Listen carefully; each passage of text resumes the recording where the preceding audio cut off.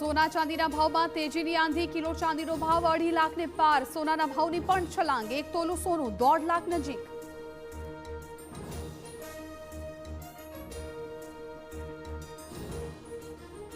અરવલ્લી પર્વતમાળા વિવાદ મુદ્દે સુપ્રીમ કોર્ટનો નિર્ણય. પોતાના જ આદેશ પર લગાવી રોક. તમામ ભલામણ અને ટિપ્પણી સ્થગિત.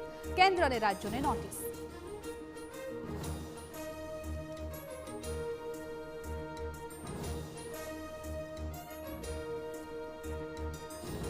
નર્મદા જિલ્લાના 150 આદિવાસીઓની ઘર વાપસી. ખ્રિસ્તી બનેલા આદિવાસીઓને પરત ફર્યા મૂળ ધર્મમાં. લોભ લાલચ ધર્મ પરિવર્તન કરાવાતું હોવાનો આરોપ.